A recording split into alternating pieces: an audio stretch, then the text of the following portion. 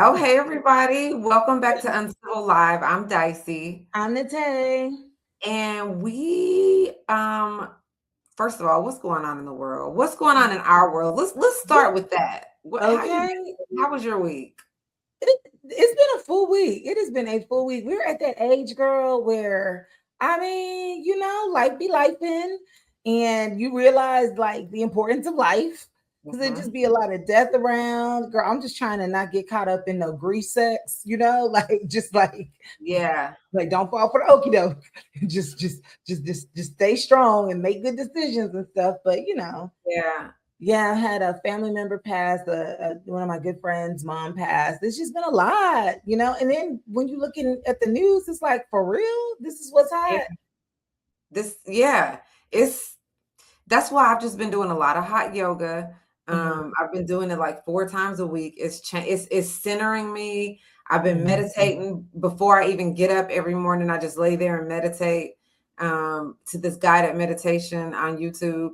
You know what's crazy? What I realized, I only like white people telling me affirmations, and like black people be so aggressive with with the affirmations. Grant me the audacity of a nigga with no money. White people be like, money flows easily to me.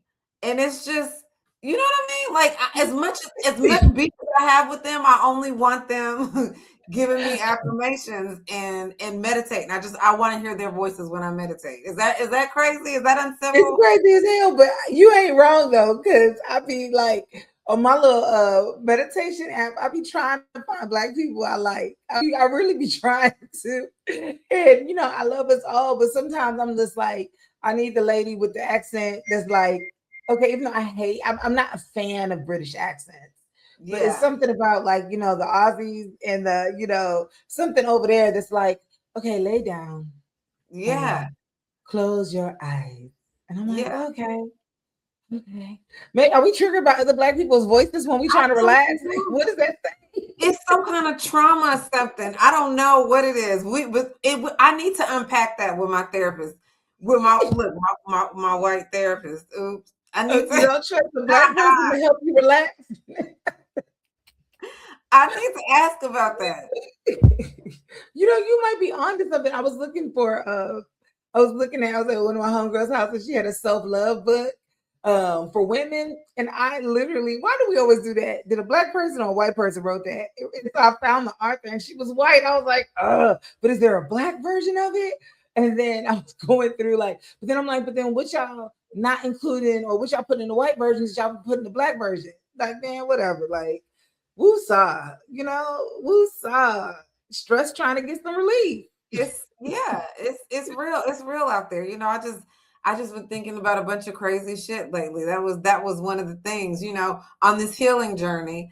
I'm learning things about myself. Like it's Okay.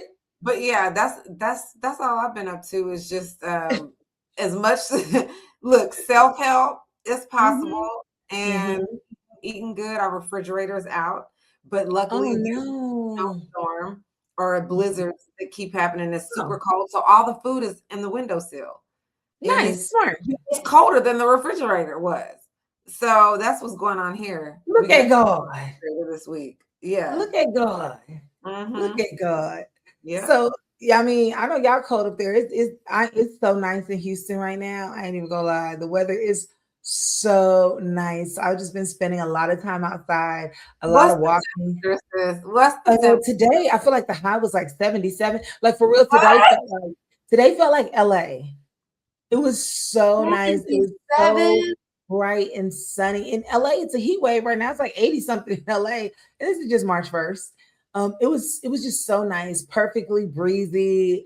I just felt so good. I ain't gonna lie. It's been a very, very nice day, especially with all of the heaviness going on. And Yeah. I've been able to reconnect with a lot of people that I haven't seen in a while. Even though I hate that we're reconnecting at funerals, it's just nice to see people and just check in on folks that you don't see every single day, or you're just, like kind of keeping up with every now and then online and stuff. So I just got to say, rest in peace to our Houston legend, Michael 5000 Watts.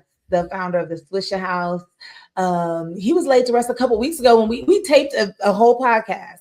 But yeah, Swisher House, Mike Jones, Paul Wall, Millionaire Slim Thug, all together at one time for his King's Day celebration.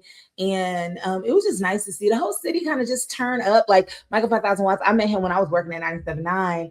And that's when like it was the Houston boom, you know?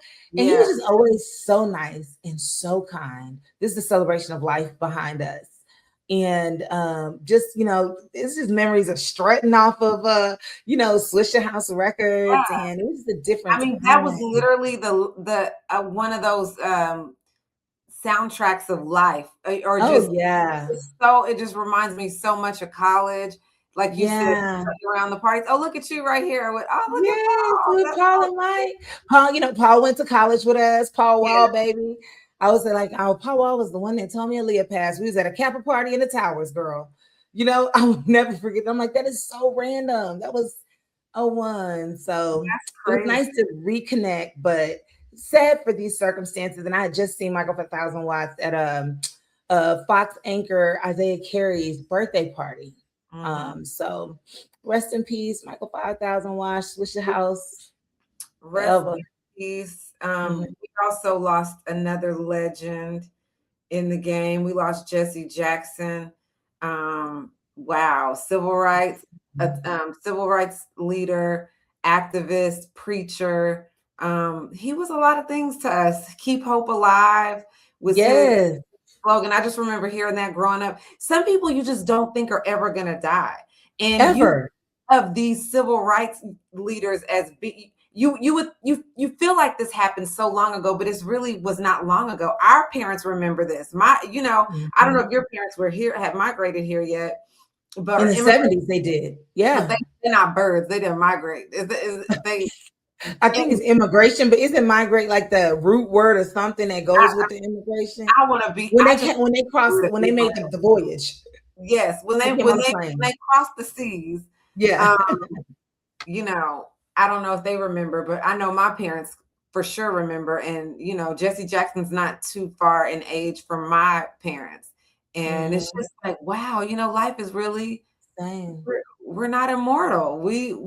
All the good, but I have to hurry up. Losing leaders like this makes me feel like I really have to just hurry up and do something major and something very impactful in the world. Let me see. I have Oh some. yeah. So y'all check this out. So when I was looking for photos. Like I was like, there has to be some old school photos of me and Michael 5000 Watts. We worked together for 10 years, and I was looking on an old hard drive because I wanted to find some. And on that, like I ended up finding an old interview I did with Jesse Jackson. Wow, Like, I'm about to pull that up. I was trying to find some other pictures of Jesse Jackson. oh, okay, gotcha.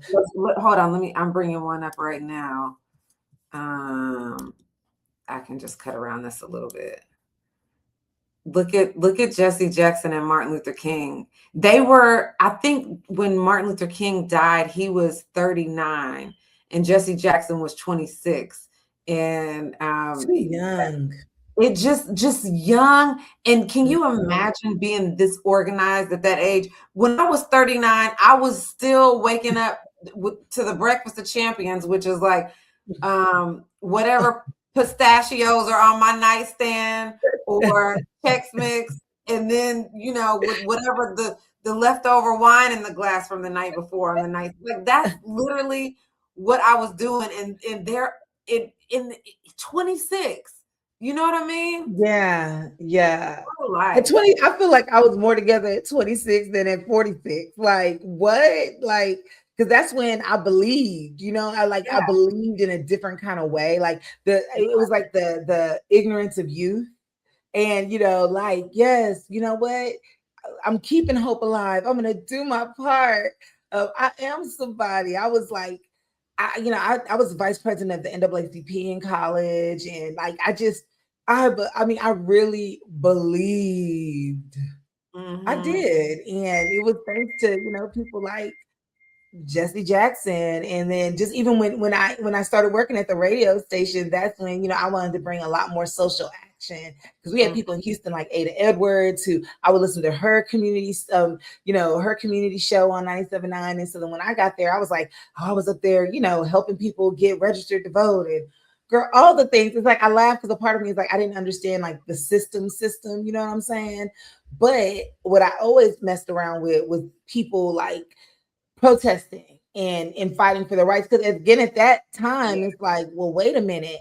And so that's when I realized, like, as everybody was posting their tributes and stuff, I was looking for something for, some old photos of Michael per thousand watts. And I was like on an old hard drive. And I was like, wait a minute, let me just put in Jesse Jackson. And the Jenna 6 interview popped up. And when Like you Jenna told me 6. this, I said, "Bitch, I know we not that old where you forgetting that you interviewed Jesse Jackson. You sitting there, you looking for interviews with one legend and found one with another. That's crazy. Like if your hard drives could talk." No, but for real though, I was like, what? And I was like, Jenna 6. And from what I can remember, I just remember it was in the Jenna 6 is Jenna, Louisiana, which is about 5 hours away from the radio station from Houston. Mhm. And there was a big protest that was about to happen because there was racial tensions at the high school. And, the black kids, they were being charged more harshly sentenced than the white kids who had allegedly started the issues that were going on. And it was like a worldwide, like 10,000 to 15,000 Wow. people who ended up at Jenna 6, Jenna, Mhm. Louisiana, early in the morning. The morning show, we used to be there, like it started at 5 a.m. talking at 5 a.m. in the morning. And I got 3 minutes with the Reverend Jesse Jackson. And Well, this let's is hear it. it. Are you ready to hear this, y'all? This is history Yeah, right here. it's Good crazy. morning. I am Alice. You're going to take from the Mad Hatter Morning Show, broadcasting live in Virginia, Good Louisiana. morning, Houston. Good morning. Hey, y'all know that voice right there? It is the Reverend Mr. Jesse Jackson. Good morning. Look here, it is such a joy to be here today. I'm excited about the number of young people here who are coming alive politically. We fought for the right to vote and bled for it. Mandela spent 27 years in jail for it. But too many have squandered the vote. But I think we're going to leave Jenna 9 turn this pain into power because while there's great injustice in Jenna, there's a Jenna in every town. More blacks in jail and college in every town. The sense that the criminal justice system has collapsed on us and people are prepared to fight back. It's a righteous fight. But turn some of this power and energy into the 2008 campaign. Okay, so Mr. Reverend Jesse Jackson is who I'm speaking with right now. We are live in Jenna, Louisiana. The Jenna 6 case is going on right now. What are some of your main concerns with why it took so long for this to become national news? Well, because quote mainstream media did not see the Gen 6 as they saw the kids at Duke. They basically ignored it. The good news is, however, because the people, your station, and Rick Smiley and Michael and Al and Tom Joyner, we began to build our own movement bottom up. So now between black radio and internet and YouTube, we do not need quote unquote CBS, NBC, and CNN to tell us it's time to Mhm. act. We're acting on our own. That inspires me. In fact, we're driven by our own drama. I like that. I like that. So we're making our own changes, making our own news, and telling people Well, what's our important. stations are going now, many of them from music to message. I mean, we thought we could get Mhm. happy dancing. We can really get happy being free. Amen to that. Yeah, I'm talking to Reverend Jesse Jackson right now. We are live in Jenna, Louisiana. What can we do now to ensure that things like this do not happen again? What can we tell people in Houston that weren't able to come now? We need federal intervention in this case. We need to have, under Chairman John Conyers, a House Judiciary Committee hearing in Jenna, maybe a Senate Judiciary hearing as well. We need federal intervention. At the end of the day, we have to have federal intervention in Montgomery about public accommodations, in Little Rock about the right to go to school of our choice, and Selma about the right to vote. At the end of the day, the local officials have dug in. The local officials are profiting from our protests. It makes them heroes on their side of the town. The Attorney General is silent. The governor is silent. And so we now need states' rights will still oppress us. We need federal intervention. And we will win because we're not going to give up. We're not going to give up. We're not going to surrender. Okay, we're not gonna surrender. Rest in peace. Have his voice on your hard drive with, that's powerful. That's so cool. And you didn't even remember. bitch. It was 2007, girl. How much you remember of 2007? I mean, we're not talking about me, Okay, okay? I'm just saying, I know I've smoked a lot of my memories away. No, my brain cells is a couple of mine. Clearly, I have a lot of blocks of like, oh yeah, that did happen. But when I heard it and I saw it, I was like, oh wow, that was 2007, 15 to 20,000 people, and and the protest did work. The sentencing, like with the Gen 6, those gentlemen, the sentencing was decreased. Think he was saying in 2007 we need our own. We got radio, we got YouTube, we don't need mainstream. And it's interesting to see like his foreshadowing. I mean, because he's yeah, experienced it all. yeah. Experienced it all. Rest in peace, Jesse Jackson. Rest in peace, Jesse Jackson. Now, I just have to bring this up because in our little pre-meeting, which me first The of show all, is really the pre-meeting. That's what we need to be we gotta recording. start recording that pre-meeting because that's where it really goes down. But just to give y'all a little background on me and Natay's friendship, we always disagree. We have, and even if we do agree, we agree on opposite, like For different reasons. and for different reasons. Completely different reasons. Completely different reasons, which makes it so fun. That's why we be on the phone for 3 and 4 hours at a time. But because the name of the show is Uncivilized, and just because I like to, push the button a little bit, I said, well, what Dicey? Should we talk about some of his scandals? Yeah, I'm dicey. I live up to my name. Dicey. Should we talk about some scandals regarding the late Reverend Jesse Jackson or not? And I feel like, I mean, what we could bring. He hated on Obama. That was I honestly, like, rest in peace. You did some amazing things, Reverend Jesse Jackson. But after he said he referred to nuts and balls or cutting off Obama's balls when the hot mic was on and he didn't know it, I think some of that that was the tackiest thing that it wasn't meant for everybody to hear though. The mic was just hot and he forgot. He got comfortable. So, but that's how you feel about the first actually nominated Black person, for the Democratic Party. That's how you really feel? Well, I mean, so Michelle Obama actually was friends with Jesse Jackson's eldest daughter. Mm-hmm. And when Jesse Jackson was running for president and they were doing a parade or something in his honor, Michelle Obama was walking in the parade for Jesse Jackson as a guest of his eldest daughter. So to like, look up and be like, my daughter's friend married the first Black president. He had a human moment. You know what I'm saying? He had a human moment. He was like, oh, Obama on that new school, old school, we'll do it like this. He cut his nuts off. Then Obama half, he ain't even full Black. It's still layers to the humanity when you mad. You be like when you in a kind of petty moment. Yeah, it's layers to it. I think that that moment was retold perfectly in Mike Epps's stand-up. And that's one of my favorite stand-up specials ever of Mike Epps's, where he's talking about the dude with the arm and just everything that whole thing is just hilarious. But that is social commentary that lasts, what comedians do. And sometimes they don't get enough credit for it. You can go back and look at or listen to Paul Mooney. He was very notorious for that. Ooh. Everything that was happening in the 90s and in the early 2000s because of the way that he told it, and when Mike Epps said he compared Jesse Jackson to a drunk ass Pekingese crying the day of the inauguration, when it was after he had just said he wished he could cut his balls off, like that was just gold. Now, maybe should we let people rest in peace? I mean, it's still scandals that happen. I'm not breaking no news. You know what I mean? Right.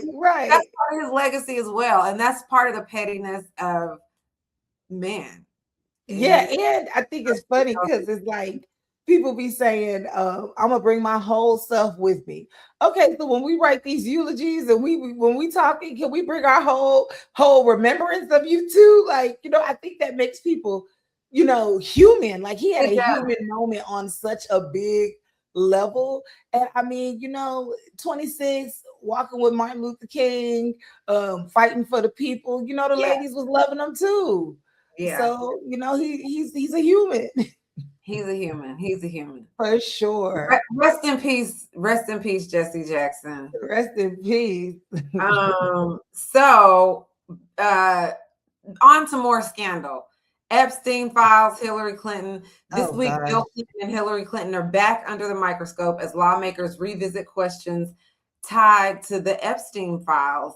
We're talking about flight logs, old photos, pictures or videos of him in the hot tub with an alleged underage woman or Ugh. girl.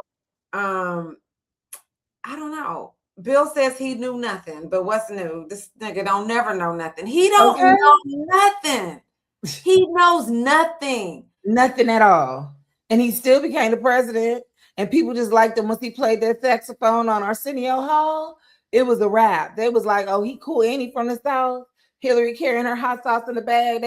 Hillary got problems just like any other sister. Can't keep your man at home. Yes. And I'm like, she deserves like the wife of the century award because he just keeps taking her through there. Take her through there. She's going like, why? When is you going? You can leave. Like, you don't have to stay anymore. Like, after she lost the election in 2016, I'd have been out. Like, I don't know what Bill is giving her or why, hopefully she's like a little Melania behind the scenes and negotiated some other things for her benefit. Yeah. Because other than that, I don't understand why you would still be here and still testifying. I would have changed my last name back to Rodham. Look, she's been standing by her man since dial-up internet, okay? She been standing by this man. That's love right there. She's like, yes, my husband is community property, but I am the first lady, so I'm good. And the Secretary of State. I don't know. I guess some women can just turn that blind eye, like Bill Cosby's wife. When what's her name? The only one I actually believe. What's Johnson? Is that her?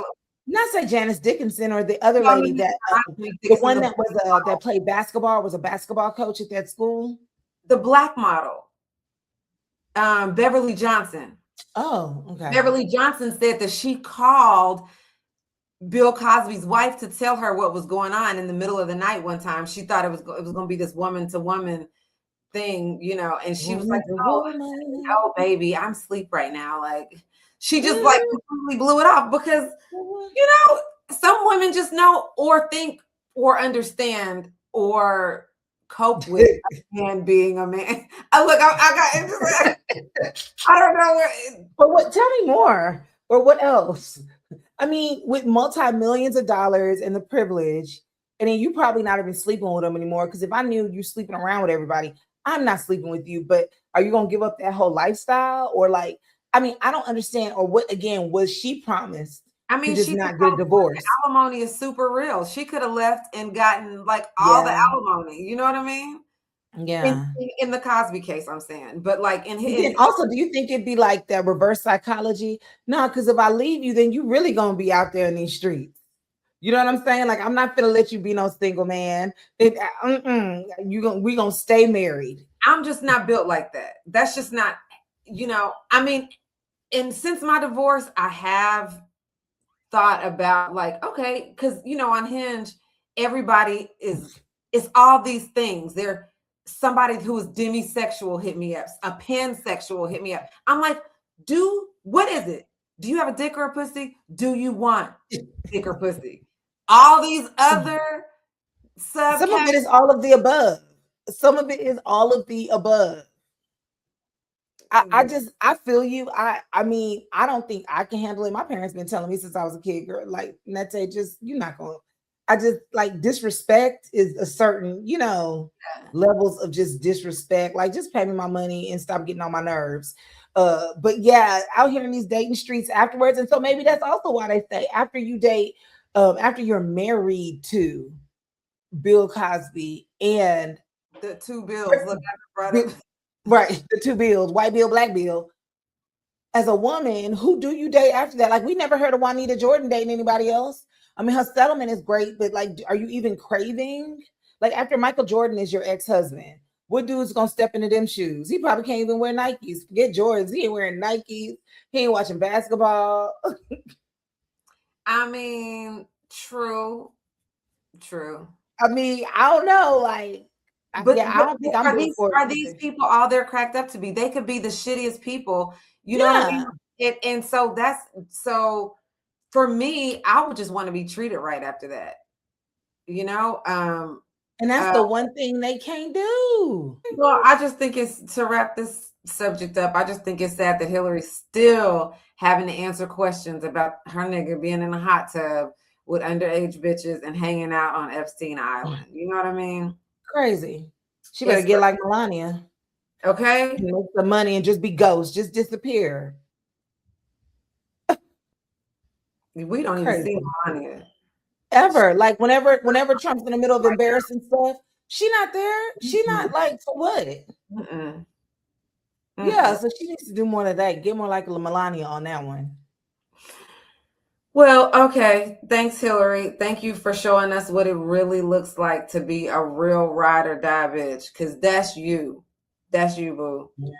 Yeah. Let's go Well, down to Hillary Texas. couldn't break the glass ceiling because she had on kitten heels. Like you can't throw no little kitten heel up. Bitch, what is you doing? If you You don't think go she to would have all wanted to sit on stilettos? spike, you look. That's why she didn't break that glass ceiling. It was So we cat. weren't inspired by her fashion choices You on weren't top of that. inspired by the pantsuits, baby. No, like I mean, them pantsuits was you know, yeah. we get that you're a woman and women, yes, feminism, this and that. We want to see some legs. We want to see, you I do know, think if she was quote unquote more mainstream attractive to people, they might have felt a little differently about her and everything. yeah, And so that's what I like about James and Jasmine. They're both single. They're yeah, both, somewhat same age group. And real talk, like with James and Jasmine, like I think most people do not vote on experience. And they never had, they vote on do they like the person? Do I yeah, like them? Will I go to happy hour? Would I eat and drink with them the whole nine? So, that's why we, unfortunately have always said to black folks, you're gonna have to do work twice as hard to get half as less. Like the fact that, I mean, James Tallarico, no shade to teachers, no shade to nice, just because he's just a nice white guy who was a teacher and just did the right thing. mm-hmm, And the fact that that's up against a woman with, the attorney, criminal defense, have put in all this work. Really, life is just a popularity contest. And like, yeah, so in this contest, who's going to win that popularity run that's going to show up then for the primary? I will say that, like, truthfully, after Hillary lost the presidential campaign, I checked out of politics. I was like, this is all some BS, it's just all BS. And then it's like, oh, okay, y'all don't want a woman, y'all want a man. So Biden comes back, beats Trump. I had a little bit of hope last year with Kamala. I ain't gonna lie, I was like, it just felt so good. She just seemed like like she was a joyful servant. And I was just like, just from the feeling, the difference of the feeling of those two campaigns, I was like, I was scared to keep my hope alive. I was yeah, just like, I just didn't see it because where I'm at, like, I mean, I see a little bit of both. Houston, is blue, but I mean, the suburbs of Houston, yeah, it's very red, yeah, very, very red. And so Jasmine in this race has made me excited again about like, you know what, there is hope again to, for former President Obama, the audacity of hope again. Like the audacity. Like she did a runoff to get the seat when she first started her congressional seat. And just like mhm. it wasn't easy. Life for her ain't been no crystal stair. No. Okay. And so that's been like cool to watch. Yeah. So I support the sister. Sister, this is what you want. This is what you signing up for. Hey, I rock with you. I can help with that. Like That's very admirable. Yeah. And Trump is working extra hard to make sure that he either gets to run for another term. I mean, that we're not able to vote like in He's a times of war. genius. He's pulling out a lot of stops, and it's very dangerous what he's doing without Congress's approval. This new war that we're in, and we're going to have later on this week Raymond Kemp, who was nominated by President Biden as the first Black Fleet Master Chief of the Navy. He oversaw 56,000 troops, over 56,000 troops, and he's going to come weigh in on what's going on in Iran and what this means for us and what this means for a lot of the military families. And Trump got on today and, promised more American casualties, basically. And it's just, all this because he doesn't want to face these allegations about this 13-year-old girl who, 13. Y'all are just the worst kind of people. The monsters. They're monsters. Yeah, unfortunately. And you're doing this on an island in paradise. Like, you buy your own island to go rape people. And you just have all your friends. Like, what kind of sick ass shit is that? That's some other cult type stuff. It's weird. Yeah. Yeah. All that stuff is so scary to me when you hear about the trafficking and all the things they were doing behind closed doors and in plain sight. And then, again, people, they're protecting each other. So it's all sick and gross. And, it just does a lot. But I think sex has always been for sale around the world. And just now, again, thanks to the internets and independent journalists and everybody, like, everything is being televised. Like, we're all seeing everything. Yeah. It's harder to hide things. So it just is what it is. These men just have to come. They just have to be held accountable. You know what I mean? Like, who the fuck are you? Who are you to come and just tell me what, like, demand that I do certain things and brainwash and just like rape? It's crazy. Yeah. Well, I think we'll be back after the primaries. You said what? We'll be back after the primaries. We'll be back. We'll be back after the primaries. We'll be back to see talk about the new developments in this war, which is going to be crazy with Raymond Kemp and the project. It is what it is. But let me ask you this. Let me ask you this. Like, do you think that, like, okay, because like after 2020, after 2016, when Hillary, did not win, I really went to, like, you know what? All we need is each other. Like, these systems are not going to save us at the end of the day. They do work for us. They should help us. But, like, I mean, at the end of the day gonna end. And, like, do you think this is, like, do you really think it matters? That what matters? Voting and all of the things. I mean, no. I don't, but I think, but don't tell me I can't do it. Shit. Okay. I want to say it matters, but it just seems like people are up. I don't know. I feel like I've just come to a place. Everything can be bought. Everything is for a price. Elon Musk bought he bought votes. He did that. With Elon Musk, and like the media is purchased. Things like when I see now, like, how all of the wheels are being turned behind closed doors, I'm like, so does this count? Does this not? I remember before when I'd just be like devastated if people didn't vote. But now I'm just kind of like, I mean, are you plugged into you and your people? It's like, I want Jasmine to win. I would like the Democrats in power, just because right now I'm leaning more in Texas to what they want versus the things in the Republicans. Yeah. But at the end of the day, like, I know somebody who just caught a flight to California to do what they had to do as a woman.